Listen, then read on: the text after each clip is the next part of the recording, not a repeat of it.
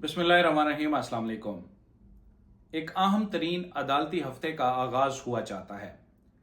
ना सिर्फ supreme court of Pakistan बल्कि इस्लामाबाद हाई कोर्ट और अडियाला जेल में भी इस हफ्ते के दौरान अहम केसेस पर समाअत होना है और इन केसेस के पाकिस्तान के सियासी मंजरनामे पर खासे गहरे असरात मुरतब हो सकते हैं।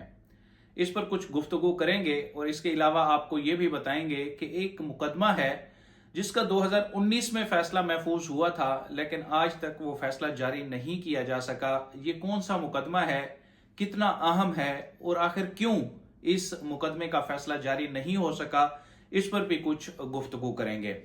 सबसे पहले बात कर लेते हैं जो एक हंगामा खेज अदालती हफ्ते का आगाज हुआ है। इसमें पहले तो सुप्रीम कोर्ट ऑफ पाकिस्तान में जस्टिस मंसूर अली शाह और जस्टिस अकील अब्बासी पर मुश्तमिल जो 2 रुकनी बेंच ने तौहीन अदालत केस का फैसला महफूज किया था, अब से चंद घंटों बाद वो फैसला सुनाया जाना है। इस फैसले का नतीजा जो है वो अदालत पर अदलिया की आज़ादी के हवाले से जो मामलात हैं उन पर खासा गहरा असर रख सकता है, इससे गहरा असर पड़ेगा क्योंकि इस केस को लेकर काफ़ी जो है वो वकला तंजीमों में और जो लोग अदलिया की आज़ादी के लिए एक जिदोजहद पर यकीन रखते हैं उनको खासी तवक्कुआत हैं कि 26वीं आईनी तरमीम के बाद जो एक आला अदलिया का हुलिया बिगड़ सा गया है उसको दुरुस्त करने के लिए ये एक नुक्ता आगाज हो सकता है जो जस्टिस मंसूर अली शाह का फैसला होगा। अगर ये फैसला आइदर वे कुछ दूसरी साइड पे आ जाता है तो फिर भी मामलात एक और तरफ चल पड़ेंगे, लेकिन साथ ही साथ इस कार्रवाई को चैलेंज किया गया था तो फिर उस पर भी एक बेंच ने समाअत करना है और हो सकता है कि जो भी फैसला आए अगले चंद घंटों में उसको मुअत्तल भी करार दे दिया जाए।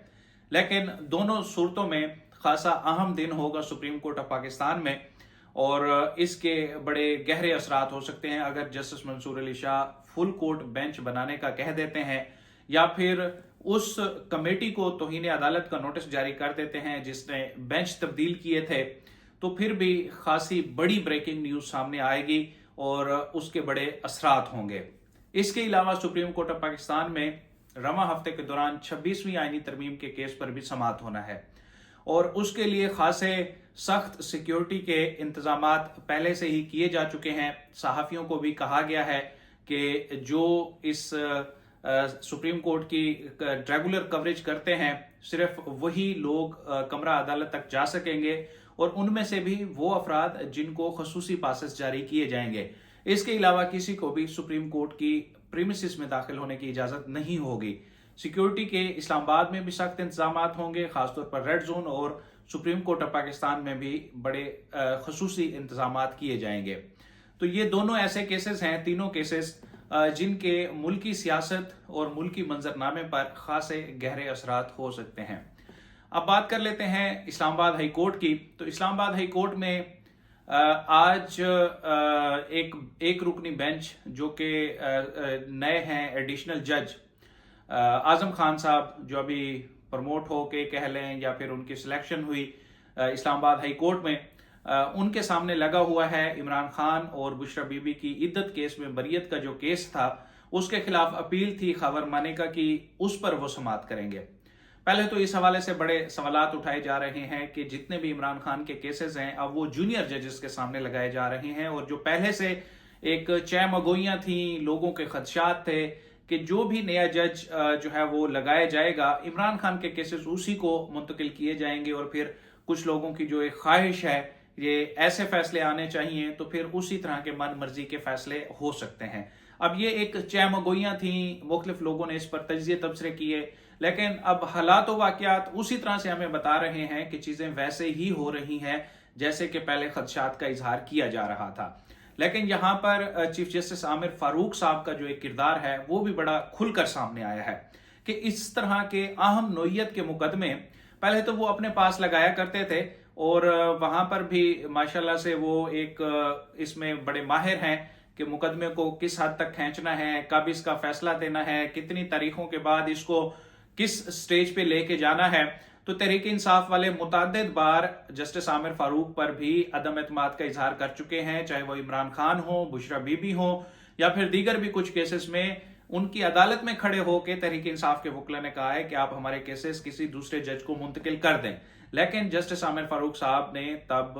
تحریک انصاف سے جڑے کوئی مقدمہ بھی کسی دوسری عدالت کو منتقل کرنے کی استدعا منظور نہیں کی تھی۔ لیکن اب یہ دو آپشنز آ گئے ہیں، جو پہلے مقدمات عامر فاروق صاحب اپنے پاس رکھتے تھے اب ان دو ججز کے پاس شفٹ کیے جا رہے ہیں، اور ان کیسز کا جو ایک بیک گراؤنڈ ہے کہ پہلے جسٹس طارق محمود جہانگیری عدت کیس سے متعلق اپیلوں کو سن چکے ہیں۔ جب یہ ٹرائل کا معاملہ چل رہا تھا تو اس وقت ٹرائل کورٹ کی کارروائی کے خلاف مختلف درخواستیں دائر ہوتی رہیں، تو ایک جج کا بیک گراؤنڈ ہے وہ سن چکا ہے، تو کیا ہی بہتر ہوتا کہ اب بھی یہ کیس انہی کے پاس لگایا جاتا، لیکن ایسا نہیں کیا گیا اور نئے جج اعظم خان صاحب کے سامنے یہ مقدمہ لگایا گیا ہے۔ دوسری طرف منگل کو جو ہے وہ عمران خان اور بشرا بی بی کی جو توشہ خانہ میں بریت کی درخواستیں ہیں وہ ان پر سماعت کرنا ہے، وہ بھی ایڈیشنل جو ہے جو جج صاحب ہیں راجہ انعام امین منہاس صاحب وہ سماعت کریں گے۔ پھر عمران خان صاحب کی جو القادر ٹرسٹ کیس میں عمران خان اور بشرا بی بی کی جو اپیلیں ہیں وہ بھی اس ہفتے کے دوران، چونکہ ان کی فائلنگ کا کام مکمل ہو جائے گا اور نمبر وغیرہ ان پر لگ جائیں گے، تو اس کے بعد ہو سکتا ہے کوئی انیشیل سماعت ان پر ہو، کیونکہ اپیلوں کا جو فکسیشن کا معاملہ ہوتا ہے وہ خاصا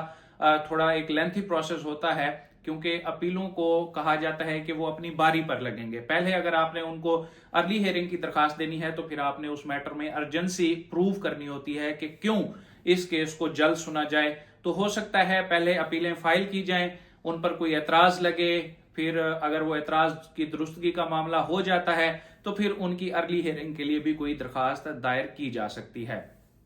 تو یہ تین اہم مقدمات اسلام آباد ہائی کورٹ میں سماعت ہوں گے۔ اس کے علاوہ اڈیالہ جیل میں توشہ خانہ 2 ہے، اور جو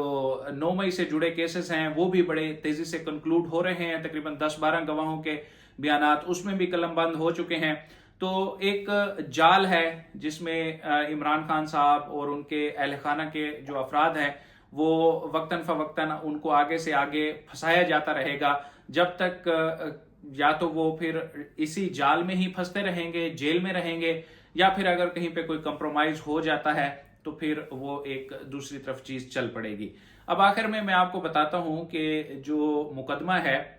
جس کا 2019 میں فیصلہ محفوظ کیا گیا تھا اور آج تک نہیں سنایا گیا، یہ بلوچستان کے حقوق سے جڑا ہوا مقدمہ ہے۔ سینڈک پروجیکٹ جو ہے اس کے حوالے سے کچھ درخواستیں دائر کی گئی تھی۔ جو رکن صوبائی اسمبلی ہیں ثناء اللہ، انہوں نے جو ہے وہ یہ ایک درخواست دائر کی تھی